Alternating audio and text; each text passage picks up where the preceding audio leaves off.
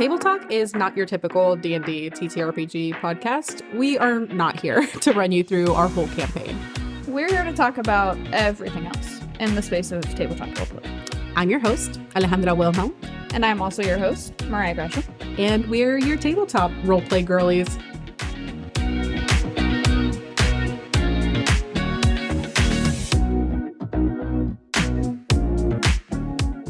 Hey Table Talk listeners, it's me, your editor Audrey. Just wanted to take a moment and let you know that we at the Table Talk team are a part of a charity drive for the month of January, raising money for Doctors Without Borders to support the humanitarian crisis in Gaza. This charity, organized by Ryan from Run DMG, has a bunch of your favorite TTRPG creators backing it, who are all giving away rewards at different donation levels. From guest spots on your favorite actual plays, to custom-made giant D20s, and to TTRPG systems, and so much more. Your favorite roleplay girlies here at Table Talk are giving away guest spots to come on Table Talk as guests. We are also giving away a hand-painted Minotaur mini by Alejandra, accompanied with a backstory and plot hook written by Mariah as well. You might also be able to redeem some donations to have Alejandra and Mariah come play at your online game, either together or separately. You might even be able to interview the Table Talk hosts for your own show as well. The charity can be found at the Tiltify link in the description of each episode for the month of January, as well as in the link in bios on all our social medias, at Table Talk RPG.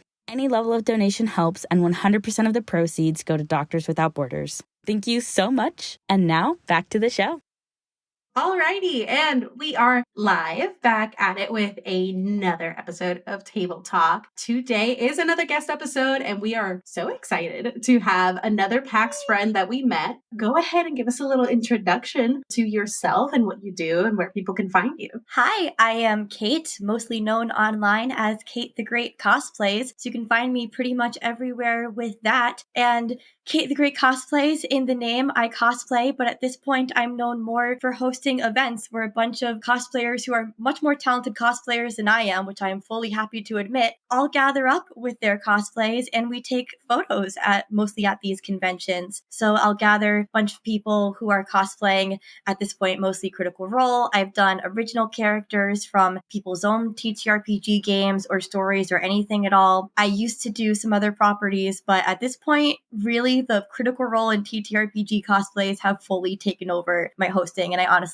couldn't be happier. If I had to pick one thing to dive fully into, it would be that. So I'm so happy that this is how it's turned out and how it's come to be. Awesome. And for our listeners, I do want to paint the picture of our experience meeting you. Yes. So it was Love fully us after a whole day of the con going and finding out that there was like a private creator event thing going on, and we just kind of sneaky deakied our way in there. Mm-hmm. And then we met you like shortly after meeting Luis Carrazzo and stuff, and we started talking and connecting, and you gave us like, I remember you gave me your card, and like it has all your beautiful cosplays on there, and I was like, oh, this is incredible. And I followed you, and I think the very next day we went to, I think it was like the Matt Mercer, was it the Matt Mercer or was it the award? It was the Matt Mercer speaking talk. No, that was the kickoff. So that was the first The Matt day. Mercer talk was Friday, and that was so cool for me because oh my goodness, I was in cosplay. I was cosplaying Keyleth, a character from the first campaign of Critical Role. Yes. And Anjali Bhimani, who's a cast member. She's been a guest on Critical Role, just like Luis Carrazzo, who you mentioned. We both were able to meet at that party Friday night. So Anjali Bhimani saw me and other Critical Role cosplayers in the crowd on Friday and brought us to the front row so that, Matt could see us as he was giving his talk. And that was very cool. And my Critical Role, awesome. Official cosplay for PAX Unplugged, the official cosplay meetup that I was hosting, was scheduled for Saturday. So we just did a very impromptu little,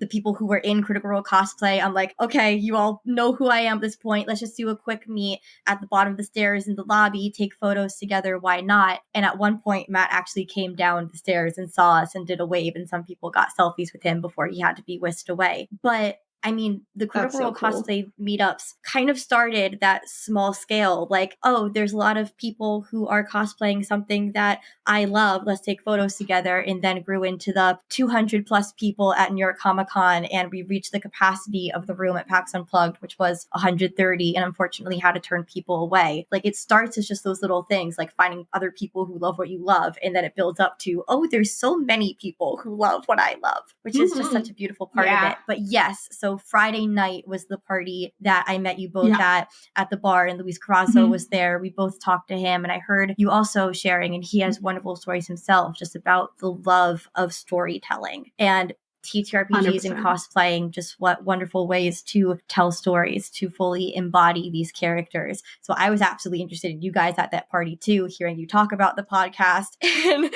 you said that all of my cosplays were on that card. Gosh, I wish I could fit all of my cosplays on one card. That was absolutely not all of them, but it's the highlight that it was when I made that card. I feel like I already need to make a new one.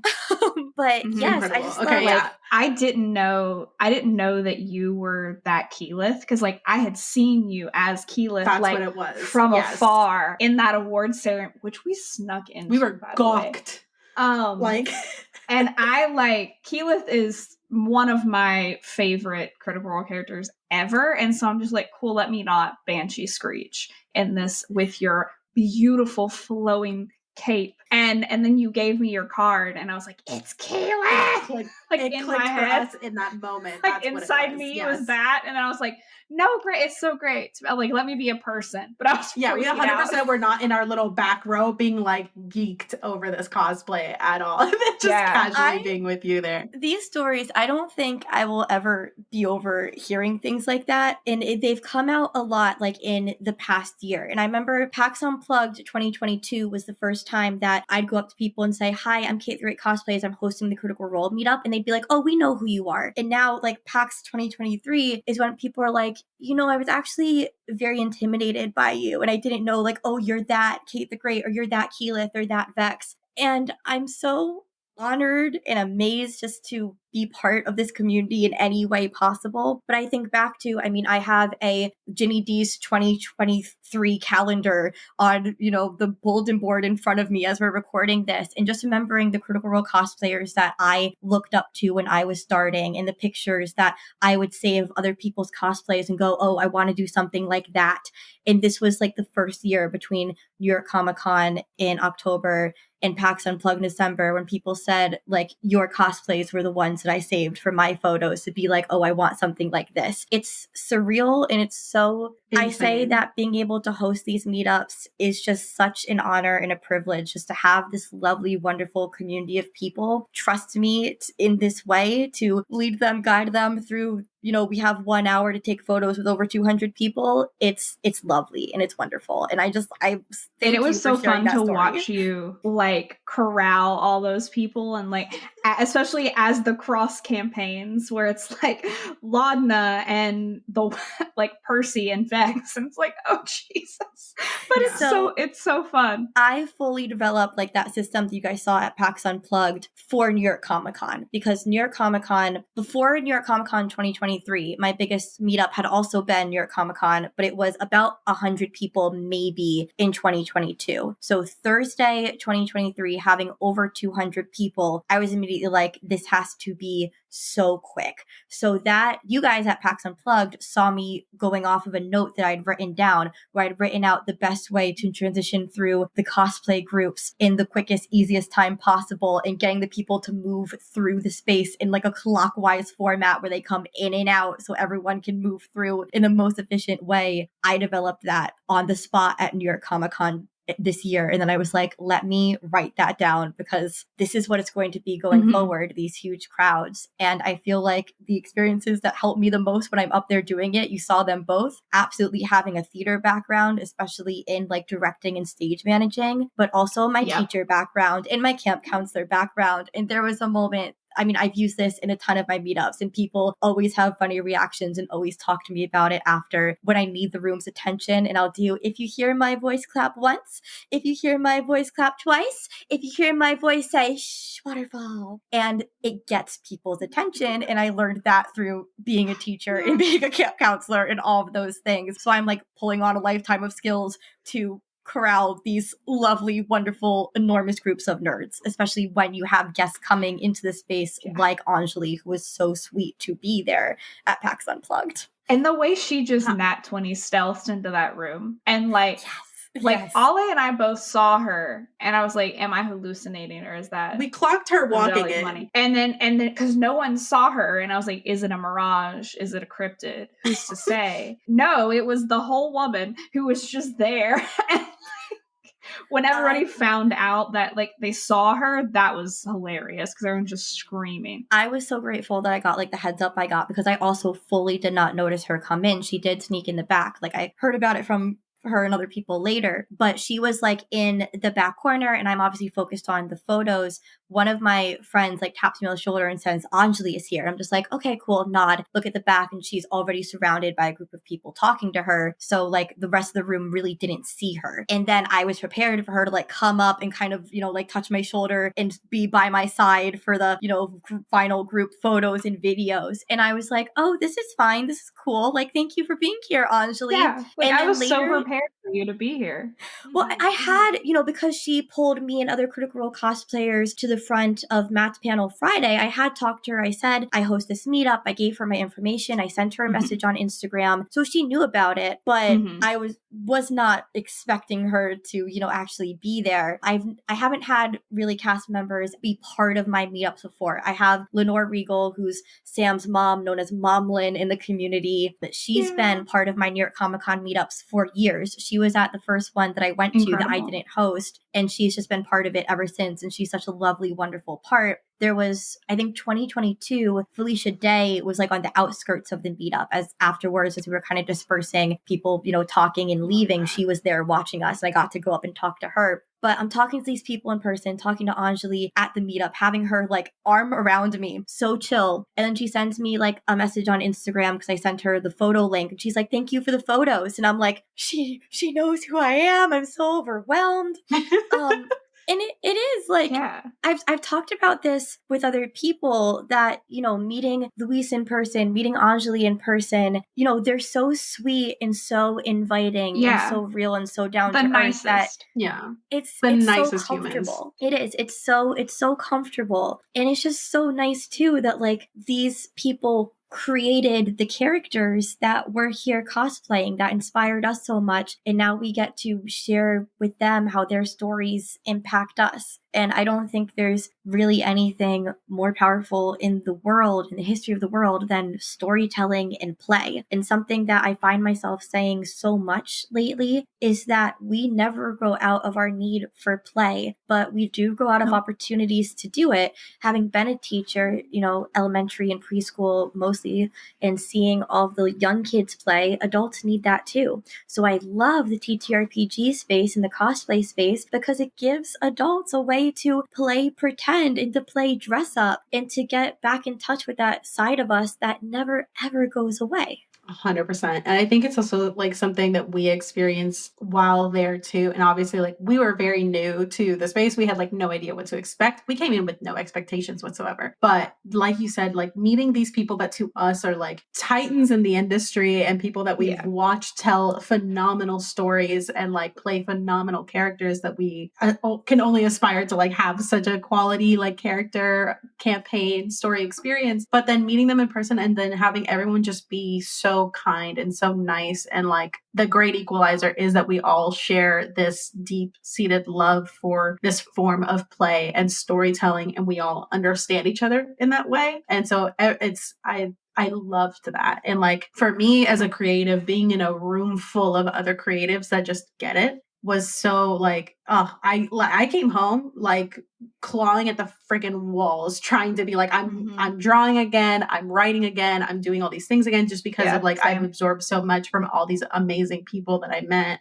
that are so creative and so inspirational. And, like, it just became this thing that kept feeding into itself, and in the most positive ways. In a way you don't expect it to be, because it helps to be like, oh, you can just do the thing, and help you, like, get out of that imposter syndrome or over analyzing or trying to make it perfect. And it's like to just make stuff and put it out there. And it's like, that's so important because it's so easy to get away from that. And, like, those events are just like a giant shot of that energy. Like, just make the thing.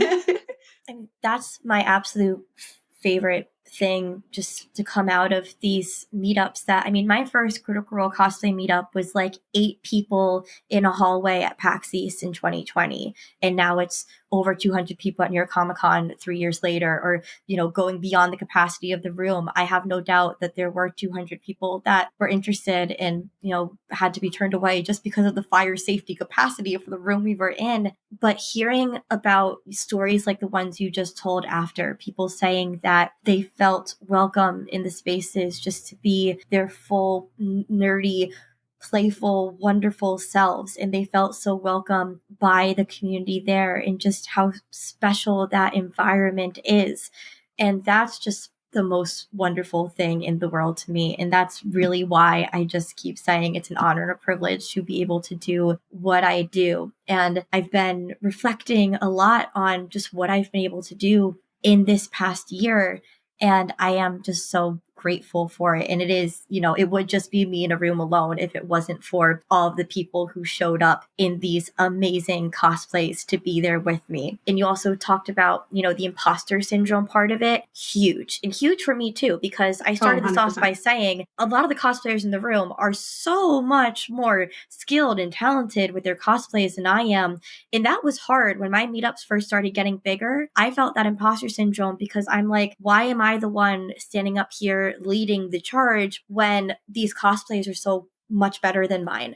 And what I learned, you know, talking to friends and family and therapists, is that it's different skill sets, and to be happy and proud that my skill set is, you know, the crowd energizing and managing and organizing of the events and organizing of the people during and before and after. And that's absolutely the space that I want to be in. And to cosplayers who are intimidated, especially by my cosplays, 2 things. First of all, I do not sew anything. If I need something sewed, chances are my mom is doing it. Like my Keyleth leaf cape, no sew, that was all glue, like fabric glue and fabric leaves. And the sewn parts of my Vexalia, my white Vexalia that now I'm also very known for, my mom did that for me. And I love her, and I love her so much for doing that. It was fantastic. So you find out like what your skills and talents are, and also what you want to learn how to do. For a while, I thought, you know, I'd like to learn how to sew, but I don't have the patience for that. I don't have the time for that. But other people do, and they're great at it. Exactly. It's hard. So it's fun. So it's finding like what it is in this huge world of TTRPGs, of cosplay, of every fandom and everything ever. Finding what you love. Try everything that you want to try, and then find what you really love and go do that. And I think that a wonderful my part favorite thing of about a lot of it. Sorry, go ahead. I think that a wonderful part of the Critical Role cosplay community in general is like whether you have this, you know, insane hand-built sewn, you know, there are people in the Critical Role cosplay community who have been in my meetups who are professional Broadway costumers that I later learned. Whether you have something professionally made by yourself or by someone else, or you're just buying pieces off of Amazon or thrifting pieces or getting pieces that are, you know, pre-made online through some of the bigger cosplay producers, you are still so welcome in the space. And those are the spaces that I always strive to create where everyone is welcome. But I really never even have to say that to any of the cosplayers there, because they are just so welcoming, because it's all for the love of the story, which is I know what this podcast is about and what we've talked about so many times. We're there for the love of the story and the characters, and that's what we're celebrating. Totally. Yeah. And like my favorite part of a lot of this is like how you were saying how important it is to try a bunch of different stuff and see where you fit. I think that applies to everything, but like a lot of the times you can take little pieces of different things and sort of carve out your own place, or carve out your own like niche of, maybe you're not a Broadway costumer, but you still make sick cosplays, and like you're a teacher and a camp counselor, and you have every quality you need to like lead meetups. And so you've carved out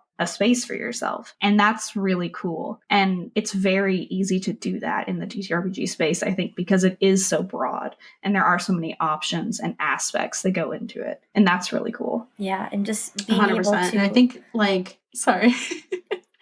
But yeah, I think like that element of like Mariah said, you've carved out a space for yourself, and where there might be thoughts of like, oh, this person's a much more talented cosplayer than me or whatever, that like she said, like you also have other skills that have lent you to be in that position. And like maybe that cosplayer that's got this sick ass like movie level costume has crippling social anxiety and could never like be in front of all those people and help organize it. And like you have those skills, which your cosplays are phenomenal. Your cosplays like, are sick. stunning from head to toe. But like it like getting to the point where it is okay to take ownership of those skills and the work that you've done to get yourself here, because it is 100% earned and it's seen and recognized. I mean, like we met you then, but we could tell that like very much felt like you've done this multiple times and you had a system, you had it down, and it was like top tier, and you ran that fucking ship like nobody's business while making it just such a happy and inclusive and like amazing space for everybody that was attending,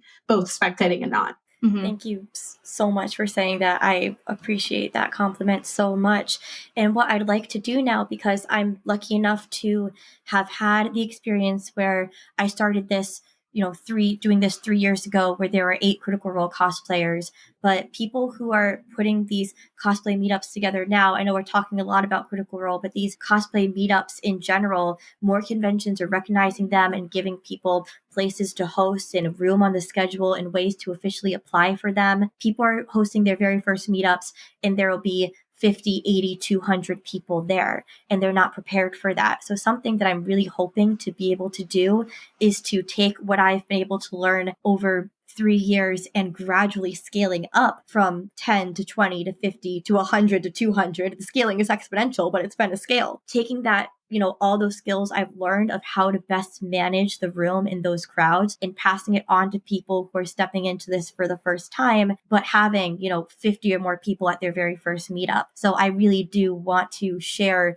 this toolkit that I've built, and I've put in some panel requests for some upcoming conventions this year that are, how to host these cosplay meetups. And I really hope that I can help people with that, because like I've said a couple times, a lot of my background is in a teacher, and I do love teaching, and I want to help this, lovely community grow and expand. It's so wonderful. And I have, I'll have people ask me like, oh, can you come to this convention? And I can't because of time or travel or money, but I want people who can do what I'm doing at every convention in every space.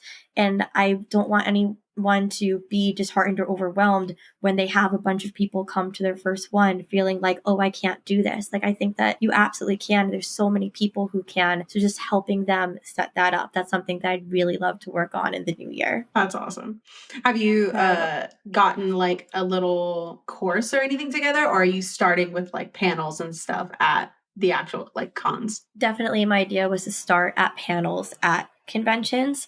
I never thought about doing a little like online course on it, or not even a live, or maybe pre-recorded, or giving a document together. Yeah, you're giving me lots of ideas. I'll put those things together too. Like a little just convention that's survival the business guide. bitch in me. Cheat sheet. Yeah, because I also thought course, and then I thought cheat sheet, because I was just like still in work brain mode, and like that's what we do. Mm-hmm. Look, I love it, and I love also things like that's this, been a lot of our experience. Yeah, I love collaborating with other people who know areas of the business that I don't know. Like, I see the stuff you're making on Canva; it's gorgeous. Like just areas of these industries. Thank you. Yes, like areas of these industries that I'm not familiar with, giving that advice and that input. I'm so grateful for that. So I love like this collab thing, and I'm so honored that you asked me to be on your podcast and I get to work with you. And I know we have even another project that like all 3 of us are on upcoming, just getting to be on other people's like Twitch streams and podcasts and things, and working together and sharing these ideas. That is how the best ideas happen. It's from many heads working together. So I am very thankful for your ideas, and I will be using some of them. 100%. I got Thankfully you came. But yeah, like Yeah. The thing I love about this community specifically, and like Mariah and I can both attest to this as being like corporate business girlies, in any other industry, it is cutthroat, competitive. Like you're not wanting to give inside secrets to other people doing something similar. But in this community, specifically in this industry, even people that are trying to make careers out of this, we all recognize that we only benefit from uplifting each other and like expanding upon each other's skills and sharing. And everybody like PAX is a great example of it, of like we consider ourselves pretty small, but then meeting big, huge people in the industry that we idolize and them being just as willing and like ready to help us out in whatever way we like need, because they've been where we are and they want to see us grow. And then in turn, we're also doing the same of like, we've constantly are talking to other people that just started, because I'm like, we literally started 6 months ago. Who am I to tell you that like this isn't something we can help you with? And through the connections that we've been making with the people in the space, we've been slowly collecting like other creators, and like I've got them like in a little Discord server now where we have little like marketing calls, and like we are constantly chatting and like giving each other help. Like if someone just did a logo redesign, we like help give helpful tips of like what needs to be tweaked, or things like that. Like we recognize that our strengths lie in the business side of things because of our real life work experience, and whereas some people are super awesome and creative about like their streams and whatever and all this other stuff, they may not know all the stuff on the back end that they need to do to set themselves up like for success. And so we're like, we give that advice, and then us coming into the space of being new creators, and I'm like, you've been doing this forever, how the fuck do I work a stream? Like what does OBS teach me? Like I don't know anything about this, but I can lend you all this other stuff about like, hey, you need to start an LLC, I got you. You want to learn how to run a course and sell it, I got you. Fully. Absolutely. Yeah, or like our very good friend Kay, whose like day job is in like theater production and audio and video and everything, who now edits with us, and it's like our full-time like tech advisor. Basically, like we all bring different things, whether it's from our day jobs or things we like. I have a weird amount of legal competency because I spent most of my life thinking I was going to be a lawyer. So like that's just floating around in my brain. And so like we all bring weird niche things to the table from our like day jobs and previous lives, and it's so like fun to see all of that come together and also be helpful, because it's like it all fits together. That wasn't a waste. Yes, 100%. Absolutely. That fully goes back to what I was saying earlier about, just different skills in the cosplay community too. We all have different life experiences. We all have different things to bring, and it's all valuable and wonderful. And PAX Unplugged is absolutely one of my favorite conventions. I feel like my top two right now are PAX Unplugged and New York Comic Con, but they're so different vibes wise that, there's going to be top two like that. But something so wonderful about PAX Unplugged is that atmosphere of, we're all creators. We're all, loving this community of, board games and unplugged games and TTRPGs, and let's lift each other up and share with each other. And I jokingly called those parties that we were at the trading card game, because you're all giving your cards to people, but it's genuinely like, I want to work with you. And I came home from PAX Unplugged with so many trading cards, business cards of people that then go follow them all on their socials and save their emails, and, who like I want to reach out to them because I want to work with them too. But it really is just this wonderful community of like, yes, I want to tell you about what I'm doing. I want to hear about what you're doing, and let's see if we can do some of this stuff together. It's wonderful. And exactly what you were saying before too, where a lot of other industries, they're very gatekeepy. And I feel that gatekeeping really doesn't last very long at all in the TTRPG space. And we've seen some places, some companies try to do it, and it never works, because at the heart of this, we are sharing stories. We want to share with each other, share our stories, share our cosplays, share our creations. So anyone who's not doing this in the spirit of sharing, it's not going to fit into the vibe. Yeah, like it's inherent.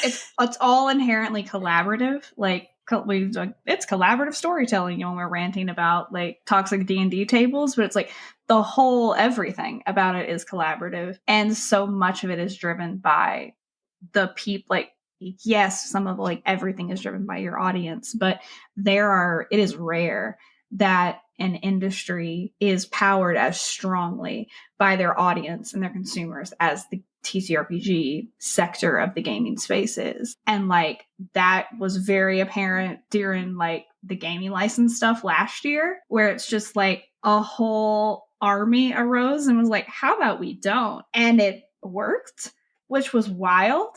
Yeah, it's so cool to see that. And like people really value it that highly, and every thought just edited out. And they will rally fiercely for it. Yeah, I credit a lot of the openness and collaboration of this community, of the TTRPG community. I mean, you look at the biggest names in TTRPG streaming, it's Critical Role and Dimension 20, and you'd think in any other industry there'd be each other's fiercest competitors. They're best friends, they're cast members, they're dungeon masters, they're constantly on each other's shows. And I think that just really sets just the tone and the vibe that travels throughout, the rest of the industry and the community, that we are in this together. We're telling stories together, and we win when we're all working together on this. Like the more people we have who are loving stories, who are loving TTRPGs in general, it benefits all of us. When any of us succeed, it benefits the community as a whole. So I think that both Critical Role and Dimension 20, especially setting that standard of like, we are not competition, we are collaborators. And also the way that when you watch them, you can tell it's a bunch of friends having fun. And I know you've talked about that too on like past episodes. I was listening right before we started to your interview with Girls and Goblins, I think. Am I getting that Gals right? and Goblins. Yeah, Gals and Goblins. I was listening to that. Yeah. And they were also talking about just how the best content is the content where it's like we're a bunch of goofy friends playing, a goofy game together. And you can tell when you watch all of these streams, from big things like Critical Role and Dimension 20 to people who are just starting up on Twitch and YouTube, that it is just a bunch of friends being authentic and playing pretend. And I think that's just the beautiful, wonderful dichotomy of it, is that we are being so authentic and true to ourselves while pretending to be other people. And there's such a joy and a magic in that in and of itself. And the way that I love that point that you made of like the way that the same things that make a table enjoyable to play at, and the way of like we're constantly collaborating and we are telling the story together, and we are being genuine and authentic to ourselves and each other, being vulnerable and making each other feel safe, translates into the industry all the way, like from top to bottom. And I love that element of this. And that's, I think, what like has lit a fire under me and Mariah specifically about like how passionate we are with Table Talk. Because like coming from a world of corporate stuff and like sales and things that are normally so divisive, and you can't help each other, and you have to be like competitive and all these things. Yeah, antagonistic. Going into an industry that is the opposite of that, and like you can succeed by uplifting others, and there are others that were ready to uplift you so willingly. It's so nice and so refreshing, and I love that so much. The rising tide lifts all boats. The rising tide lifts all boats, yes. I love that. I wanted to ask you, so how did you get into cosplay? And then how did you get into TTRPG? Were the two at the same time? I feel like one came out of the other. So first of all, I mean, it all comes from being a theater kid. It all comes from loving playing pretend and telling stories and being in costume. It all stems from that, absolutely. My first TTRPG game was Dungeons & Dragons. I was a freshman in college doing a production of Rocky Horror Picture Show. And one of the cast members it was so great. So one of the cast members had been a player for years, but wanted to DM his own game, invited a bunch of us other cast members into it. And we said yes. And that was our first game. It was 3.5. It was D&D 3.5. And then we moved into 5th edition. And I played a high elf enchantment wizard, which is a character that I then took to other campaigns because that campaign wasn't finished. And that's actually the character that I cosplayed for my original character cosplay meetup on Sunday of PAX Unplugged. My first D&D character is still so near and dear to me. So that's what got me into D&D, was just, being offered that in Rocky Horror Cast and being like, that sounds like so much fun. And it was. But that character, she was a wizard, so high intelligence, but low wisdom. And I was having a hard time telling the difference between the two. So my dungeon master said, there's this show called Critical Role, and Felicia Day is on it. I know who she was already, things like Dr. Horrible. So we said Felicia Day, for 2 episodes, plays a character with high intelligence, low wisdom. She plays a wizard. So watch those episodes, and maybe that'll help you with your character. So the first episodes I watched of Critical Role were Felicia Day's Trial of the Take episodes in Vox Machina. And she was playing her character Lyra, and I absolutely fell in love. I was like, this is fantastic. This is so great. So I went back and watched the rest of campaign 1. This was back in like 2015, 2016. And I was fully caught up by the end of the campaign. Like I remember I was watching the last episodes of Vox Machina live from college. So that was, so that was really fun for me. And then I, again, had always been, loved theater, loved costumes, hadn't really cosplayed. And I was going to, I think the first time was at a Renaissance fair with another friend from college. And I was like, well, people dress up for this. I want to dress up. And I know some people like will dress up from Critical Role. I'll be Vex, you be Keyleth. And so we put together these Vex and Keyleth cosplays. And every now and then I'll share, or if I'm ever asked, I will share pictures of this first Vex, because it really is the just start somewhere, start anywhere. When people compliment my cosplays, I'm like, look, I didn't start out looking this good. It was like a Katniss Everdeen wig and like all stuff I'd gotten from Amazon. And I thought I looked great. Other people said I looked great. Looking back on it now, I'm like, oh, I look so silly.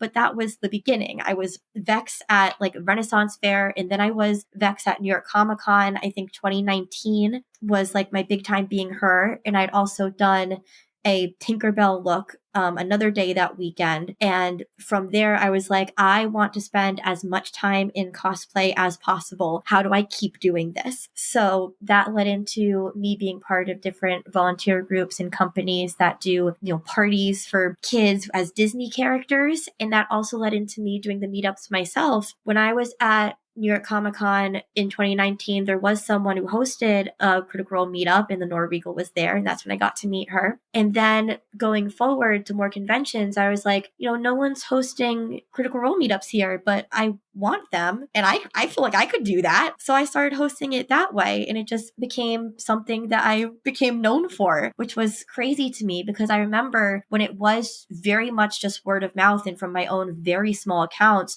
when I just be like, hey, I'm Kate the Great Cosplays. I see you're in Critical Role cosplay or Disney cosplay or Marvel cosplay. I'm hosting a meetup for this, in like 2 hours in this spot if you want to come join. And that was how it started for the first like year or two, was just me going up to people on the con floor. And I told you earlier, like how mind-blowing it was to me in like 2022 when I was at New York Comic Con and PAX Unplugged doing the hi, I'm Kate. Oh, we know who you are. We're coming to your meetup. That was the fact that then people knew who I was in cons I wasn't even going to. People were like, oh, is Kate the Great Cosplays hosting meetups here? I was like, this is wonderful. I've actually created something. And then, like I said before, now my goal is to obviously keep doing this because I love it, but also help other people do it as well. I'd love that too. That's incredible. I love that you had a very similar experience to me with Renaissance Festival, because I live in Texas. So TRF is literally 40 minutes down the road from me. So it's pretty, I've gone like every year. And then eventually I was like, I had gone a couple times with some friends. And then I remember in high school, I was like, it was the first time I was going without like my family. And I was like, I want to dress up. And then like 3 days before Texas Renaissance Festival, I basically went to Hobby Lobby with nothing but a dream. And like I remember when you just said like the whole thing about like the Keyleth cloak being nothing but like leaves hot glued. That was this dress. Like that was the whole dress.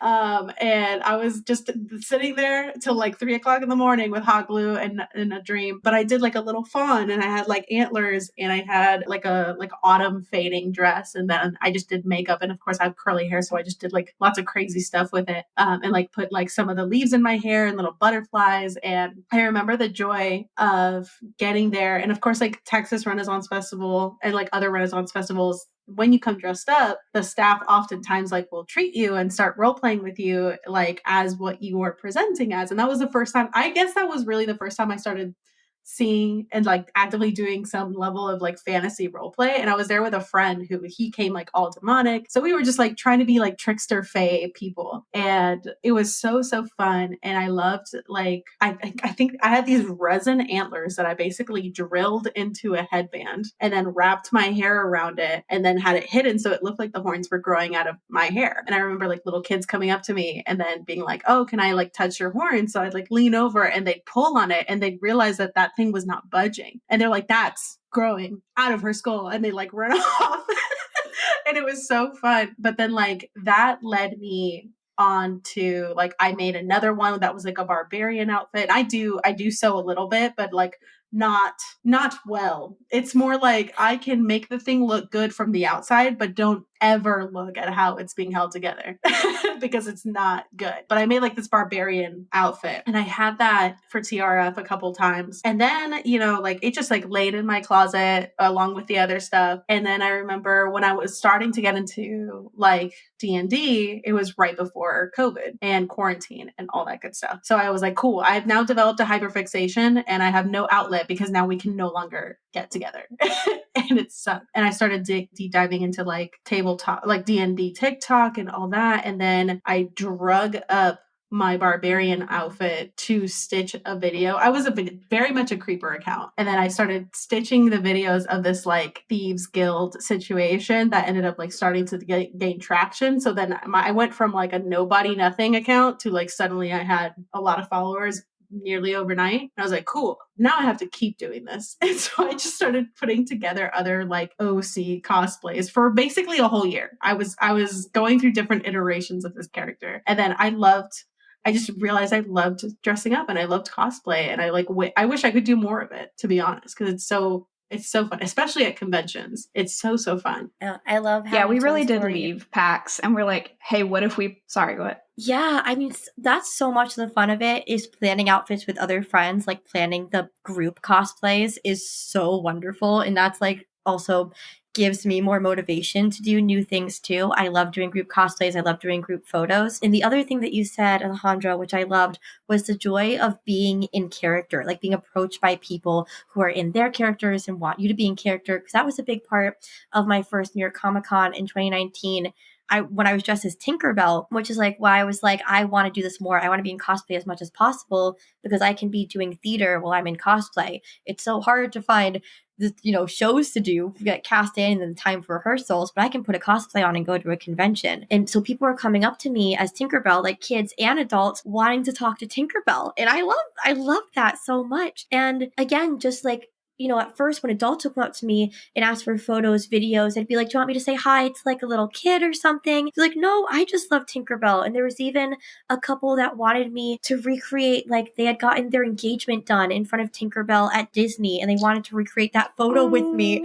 And I'm crying. I'm like, oh my gosh, yes, of course. Oh, it was so cute. And it just goes back to, these conventions and TTRPGs and cosplay are a place where we can play pretend at all ages, and Ren Fairs too, and it's lovely and welcome. So I loved hearing your Ren Fair story about just being in character for that. It is so much fun. And I also, there's like such a joy too of complimenting other people's cosplay, especially when I'm not in cosplay.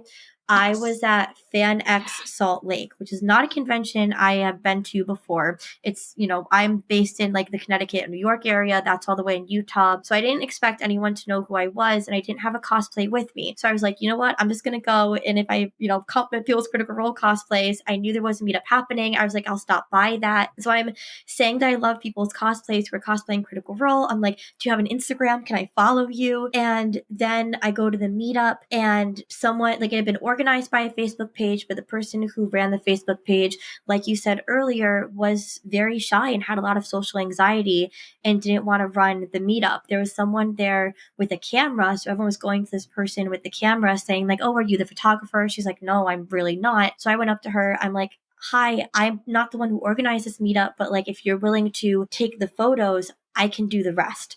And she's like, okay, sure.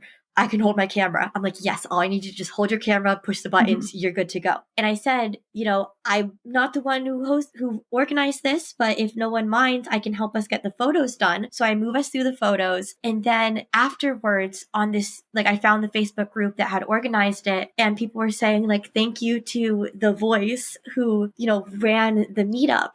And I'm like, first of all, the voice is very connected to the voice of the Tempest for me and Keyleth. And we talked about how much she means to us as a character. Keyleth and Vex are my two favorite characters to cosplay from Critical Role. Same. So I was like, thank you so much. I'm the one who hosted. It's so sweet of you to say that. And here's where you can find the pictures later. This is my information. This is photographer's information. And people were like, wait, that was you? I'm like, how does anyone in Utah know who I am? But it was so sweet because people were like, oh my gosh, I didn't know I met Kate the Great Cosplays. You weren't in cosplay. I'm like, no, but you guys were, and you looked awesome. And I was just so excited to hype you guys up. I was literally wearing a Critical Role t-shirt, and that was it. And it's just another instance of being so welcome into the community, being like, hi, I don't really know any of you, but I'll help you with your meetup. And them just being like, yes, sure, we'll listen, we'll collaborate, we'll do this, we'll make this happen, we'll make some wonderful memories together. And that was a really beautiful experience for me of just being there and doing the thing and saying, okay, bye. And then people being like,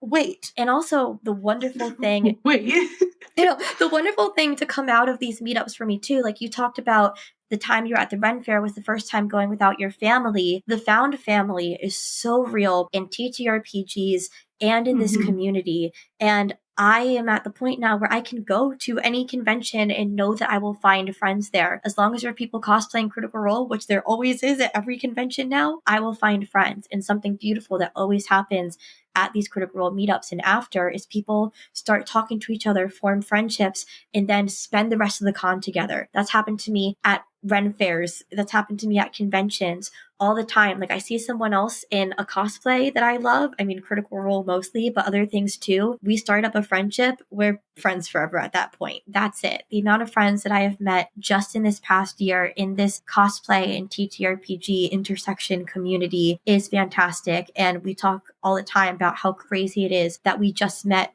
this year because we feel like best friends already. God, yeah. We've had a very similar experience just starting this even just 6 months ago, and all the people we've met and people like Johnny, people on from World E5 are now super, super dear friends that feel like we've known them much longer at this point and we are constantly helping each other. And that point brings me to something that Matt Mercer said in the keynote speech, because it was so cool to watch him walk through his own journey of this and showing us pictures from all those different stages and watching those moments where he himself was showing up at conventions, cosplaying, and his first cosplays versus how they evolved. And one of the things he mentioned in that stuck with me, and it's being brought up now, is him saying be present in all of the interactions that you're having at this con and all the people that you're meeting, the friends that you're making, because those are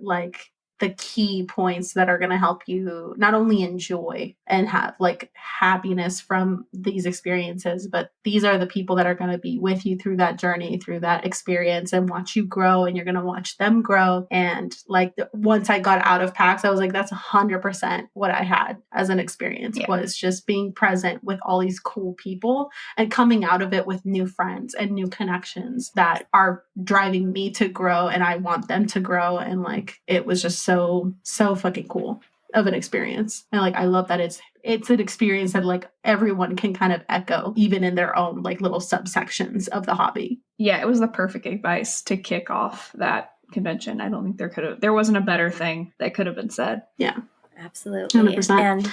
And it is just such a lovely community at these conventions, especially PAX Unplugged, I feel because a lot of conventions are huge pop culture umbrella. You've got everything going on there, which is why it's so nice and special to all the people who love Critical Role gather in one room, all the people who love creating original characters or cosplaying, gather in one room, because it makes it feel smaller. But PAX Unplugged in and of itself already feels so small and personal and connected. And it is like, the challenge that now I'm facing too. I talked to some people on the Critical Role team about how they face it on their scale, and I'm facing it at mine, is keeping the personal connection when this community is growing so big and so fast. We want it to grow big. We want more people to join this nerdy hobby and love what we love.